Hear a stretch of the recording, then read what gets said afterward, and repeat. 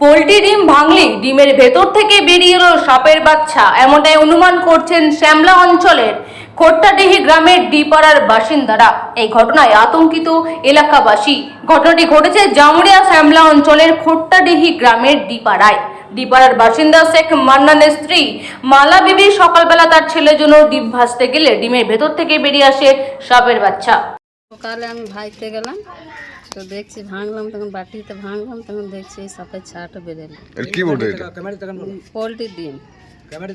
তো কখন ভাঙতে গেলে? এই সকালে 7টার সময়। কোথায় নিয়ে এসেছিলে? ওই দোকানে নিয়ে এসছে, এবার কোথায় নিয়ে এসছে আমি জানি না, এবার কাজে গেছে, সন্ধ্যায় আসুক তখন জিজ্ঞেস করবো কার দোকানে এনেছে। তো এটা কীভাবে বুঝলেন যে এটা সাপ? ওই বাটিতে যখনই ঢাললাম তখন ওই লম্বা মতন বেরোলো, তখন ওই যে আউট করলাম কি এটা সাপ বটে। আচ্ছা, এই যে পোলট্রির ডিমে যে সাপ বেরোচ্ছে, কতটা আতঙ্কের মধ্যে রয়েছেন? প্রচুর আতঙ্কের মধ্যে রয়েছে।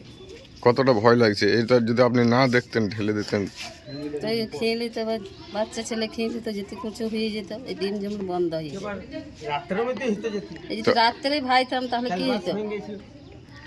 আচ্ছা, আপনি কি বলতে চাইছেন, মানে কি বলতে চাইছেন যে এবার ডিম খেতে গেলে সবাইকে কি বলতে চাইছেন, যে দেখে খাবেন? আগে ঢেলে দেখবেন তারপর খাবেন? আগে ঢেলে দেখবেন তারপরে খাবেন। আপনার নাম? মালা দিদি। সকালে আমরা যখন আসি তখন হঠাৎ আমাদের খবর দেয় যে ছেলেটার জন্য আমি রান্না করতে যাচ্ছিলাম, তখন আমি যখন ডিমটা ভাঙি তার মধ্যে সাপ বের হয়।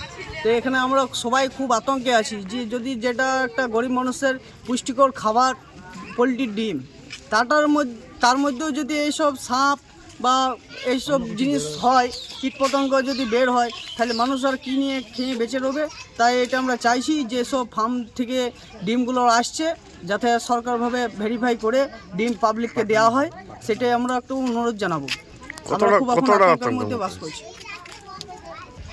আমাদের এখানে যে খোট্টাডি শ্যামলা অঞ্চলে খোট্টাডি গ্রামে আজ যে ঘটনা ঘটেছে, একটা পোলট্রি ডিমের মধ্যে সাপের ছা বেরিয়েছে। এরকম হয়তো আরও ডিমে বেরোতে পারে।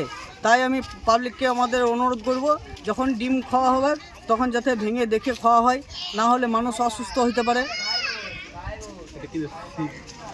আপনার নাম? আমার নাম সোমনাথ মন্ডল।